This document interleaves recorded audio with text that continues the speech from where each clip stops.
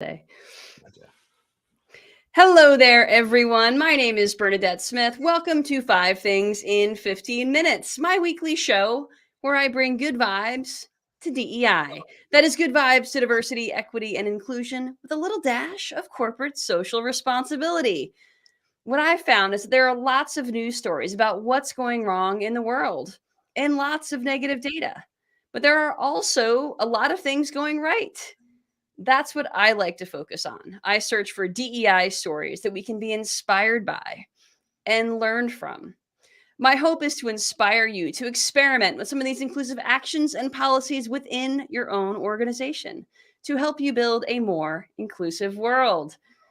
In this week's episode, I'm joined by Michael Neece, author of In Kind and director of the Gilead Programming Academy. This week, our conversation is about Bob's Red Mill, Lyft, Greece legalizing marriage equality, and much more. Let's get started. Michael, thank you so much for joining me on today's show. Will you tell folks a little bit about yourself? Thanks for having me here, Bernadette. Sure. Yes, I have just written a book called In Kind, Consciously Craft a Meaningful Life and Career. And it's all about how to find success in the business world by projecting kindness, by being kind, by living your values. And of course, a big part of that is lifting others, right? You can't be kind if you're only thinking of yourself. On the other hand, of course, you also do have to think of yourself and try to do some self-care as well. So I highlight all of those things in my book with some practical solutions. And as you mentioned, I do work at Gilead Sciences, and I run the Programming Academy there. And yeah, so I'm excited to be here. Thank you, Michael.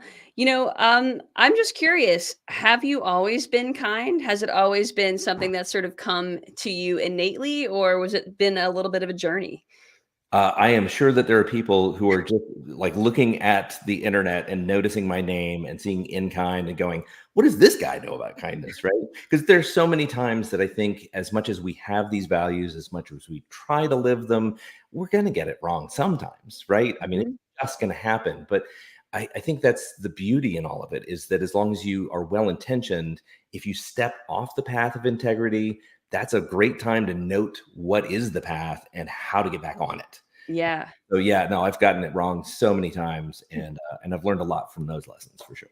Yeah, absolutely. I think that it's a journey for me as well. I mean, just from my own personal experience, I feel like imposter syndrome got in the way of my kindness, my genuine kindness for part of my career. I feel like, kind of a lack of confidence, lack of like power issues. There are all these kinds of barriers that I can think about in my past, which have made me not optimally kind.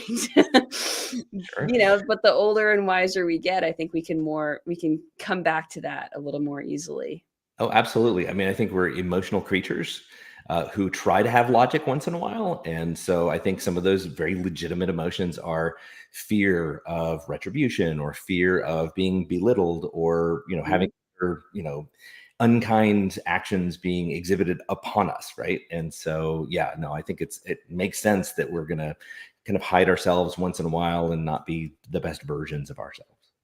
Well, I know that some folks are going to check out your book, and I'm excited for them to do so. And I got to check it out myself, I will be honest. But will you please give a tip or two on how we can sort of come back to kindness when it's something that seems to be drifting away?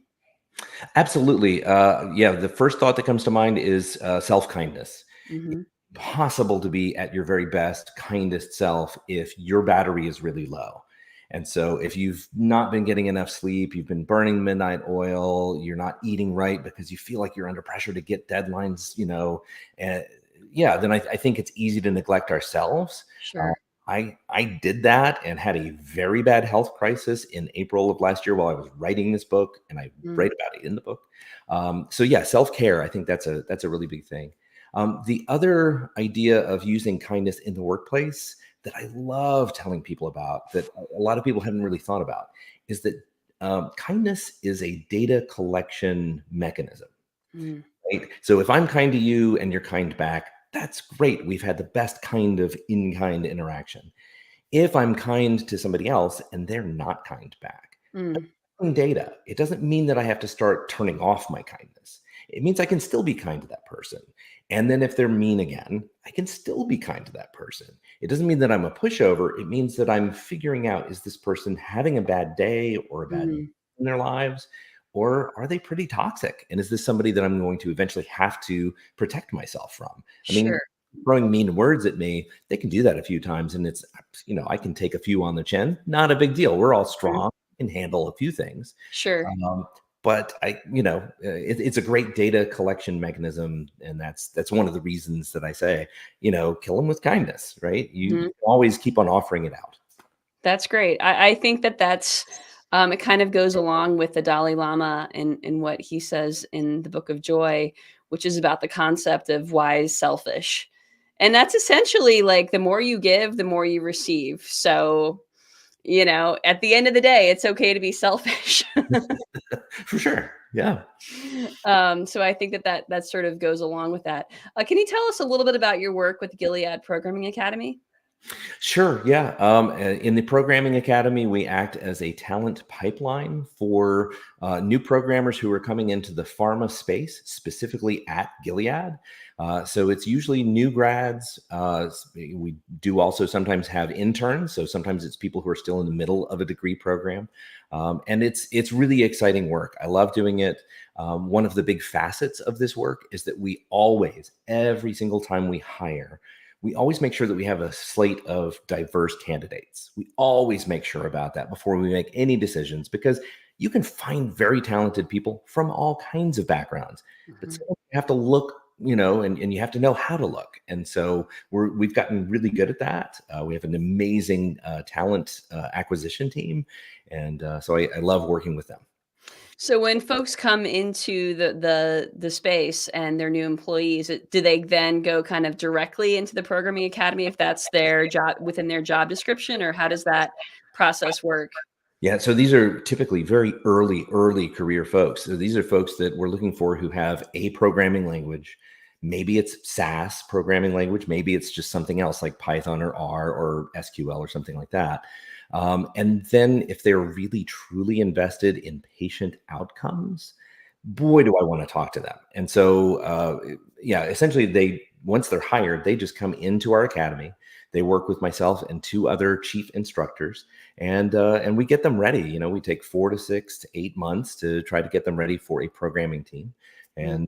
and then once they get assigned to a programming team, then we work very extensively with that team to make sure that it's a good landing spot, to make sure that they still have what they need, they're still getting some training along the way, and that the new supervisor also kind of knows what it's like to work with early talent.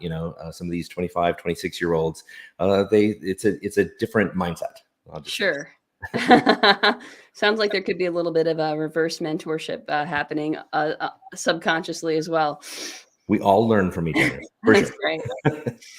All right. Well, in this week's Five Things newsletter, I wrote about a new client, which is an architecture firm. And the firm has a vision to help communities build their future, which I absolutely love. And a lot of their work is in historical preservation. And when I met with the president a couple weeks ago, they said to me, when we see an old building, we don't want to make assumptions about what's possible. And that really resonated with me. We don't want to make assumptions about what's possible within an old building. We should not be making assumptions about what's possible with the people on our team, the people who are potentially interviewing with us. I think that it's a really interesting reminder that we don't want to make assumptions about people. And it certainly sounds like that's something um, that is part of what you're doing with the Programming Academy, is really giving folks an opportunity to show their potential without making assumptions about what's possible for them.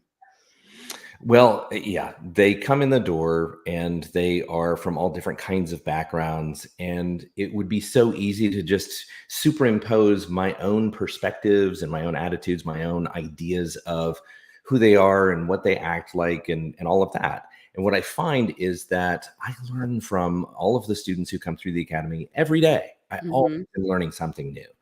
And it's great. It's really positive because it teaches me a little bit more about, like, what does it mean to be in a workspace in a modern place, and maybe not be a white male who's in that space. Mm-hmm.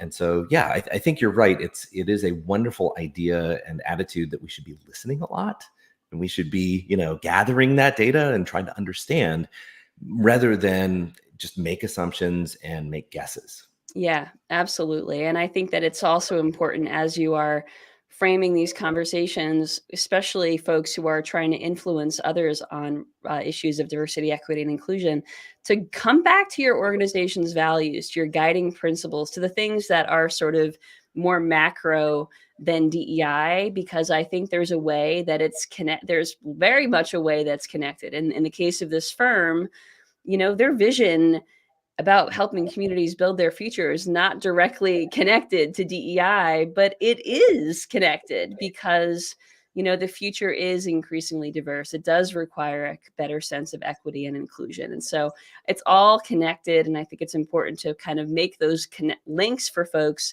so that you have more people to be going on this mission with you. Well, and we pick up so many fun things along the way, right? I mean, you That's have more friends when you try to include more people. That's right. All right. Well, let's get into this week's good vibes. The first story this week comes from Major League Baseball, where Jenny Kavnar made history as the first woman to serve as the lead play-by-play announcer for a Major League Baseball club, the Oakland A's. Now, Jenny brings 18 years of broadcast experience, 5 Emmy Awards, but is still making a major milestone. Now, she has broadcast play-by-play in before, but never been the lead announcer.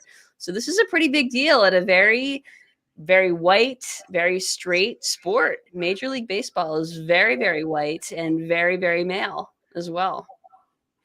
Yeah, I think it's fantastic. It reminds me of my own mom, if we can go there. Sure. Yeah, my mom was a PhD scientist and worked in virology labs over at Duke University. Really smart, and that's just who I grew up with. So I Mhm. assumed that all scientists were going to be women. Mm. But of course, she corrected me and told me no, they can be anybody.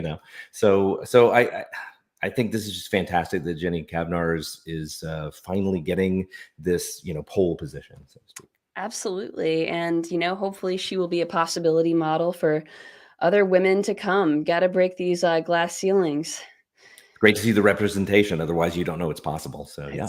Exactly right. Okay, the second story this week comes from the country of Greece, which became the 35th country in the world out of 195 to legalize same sex marriage. It's the first Christian Orthodox majority country to do so.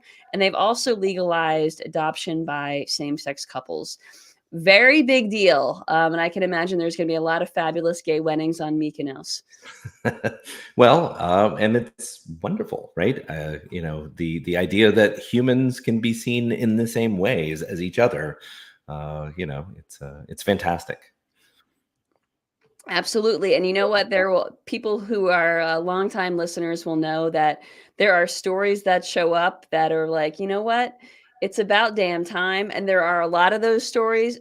Country number 35, yes, it's about damn time, but there are also a lot of countries to go. So I'm going to keep celebrating the wins. And for it to be a beacon of this kind of change in Europe is a fantastic thing, because if it's possible in Greece, then it's possible in other countries that are nearby that maybe have been more hesitant. So. Exactly.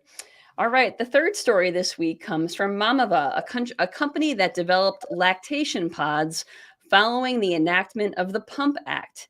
Mamava has experienced a 30% growth in usage and now has 4,000 plus pods installed nationwide, including a car dealership called Fowler Automotive, which is in 11 states, has a pod in every state that it's located, which has helped increase employee diversity and retention. I think this is fabulous. Yeah, when we first established a site in central North Carolina for Gilead, those who were designing what each of the floor plans should look like made sure that out of the 3 floors, we have 2 mother's rooms.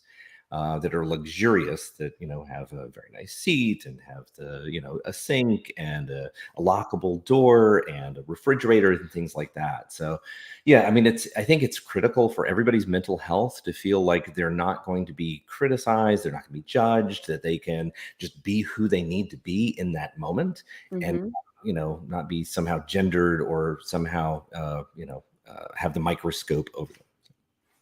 Yeah, we want to make sure this is normalized, and not just for lactating mothers, but for lactating parents, because some trans men and non-binary folks um, lactate as well, and have new babies. So I think it's really important to make sure that we kind of normalize this, because it should be right, and that's how you're gonna see it's kind of the benefits that companies are looking for, like employee retention. Yeah, well, and that it just contributes to the mental health of everybody. It's Hmm. not just the people who visit that pod, right? It's everybody else as well. So Exactly. All right. A fourth story this week comes from Lyft, which, after a successful pilot program, has nationally expanded its feature pairing women and non binary riders with similar drivers. So, only 23% of Lyft drivers are women, despite women being half of all riders. So, what Lyft is trying to do is create a win win to attract more women and non binary drivers, who then have more earning power, by creating a more comfortable and secure environment for them, by allowing riders to prioritize matches with them. So, it's sort of creating a win win that's really all focused about safety. Lyft, of course, is benefiting by having more drivers sign up, and that means more earning power for everyone. yeah, I mean, this builds the future that I want to live in, right? Hmm. It is a first step in that direction. It's a shame that we have to do this to Yep. make everybody feel more safe. But good golly, it's time for us to be doing that because people don't feel safe. So yeah, and I should volunteer. I'm the parent of a non-binary child, Mm. and just knowing that this kid is going to potentially be in safer hands, knowing that they're going to be cared about and cared for in this way. I mean, now suddenly I'm looking at Lyft and going, okay, that's the company I'm going to call first. How about that? See, people, pay attention. Thank you. First of all, thank you for sharing that, Michael. And I think it just shows how allies have so much power. So thank you. I really appreciate you sharing that, and you illustrating how, how much it matters to use your to shop with your values. Absolutely, yeah. I mean, the dollar speaks, and in That's this case, right. I'm not going to be handing it off to people that I think don't have my kids' best interests at heart. That's awesome. Well, thank you for sharing that. And the last story this week comes from Bob's Red Mill, which makes whole grain products. Bob Moore, the founder, recently passed away at the age of 94. But in 2010, I should say, he established an employee stock ownership plan for its employees. And the company remains 100% employee owned with 700 plus employees. Very rare, which is why it makes five things. And it's amazing that he sort of led in this way, and the employees can continue to live his legacy. Yeah, I use Bob's Red Mill products. My wife likes gluten-free things to be in our lives, and so we've used the Red Mill for a long time. And I should just say, wow, what a great example of having the philosophical underpinnings of a company matching the personal why. I mean, gosh, look how powerful this is. Hmm. If you have people who are that excited about it that they want to invest in it and they keep working there for a very long time, I mean, it speaks, I think, to one of the basic things that we all need that we don't talk about enough, which is alignment of purpose, so that we also then have good mental and psychological and emotional health. Hmm. If you're showing up to work and you don't know why you're there, you don't know why you're working on a project or a task, that is some misalignment that gets inside you and hurts. And so, yeah, so very sad about Bob Moore passing away, but really nice to be able to highlight his company. Absolutely. Well, this has been a fantastic conversation, Michael. I've really enjoyed talking to you today. How can folks stay in touch with you? Easy way is to get onto LinkedIn and just look for me. And also, you can go to inkindbook.com. Also, ourfutureiskind.com. Either one of those will get you to me. Awesome. Well, folks, check out Michael's book. This week's call to action is that it is currently Lunar New Year, the year of the dragon. And you can learn more about this tradition in the DEI double feature I co hosted with Lisa Ong last month. And I'm going to put the YouTube link in the show notes and in the comments here on LinkedIn. Folks, if you don't already get the 5 Things newsletter, you can subscribe at 5thingsdei.com. Thank you so much for joining me today, Michael. Thank you, folks, for watching and listening. I hope you have a great week. Thanks again.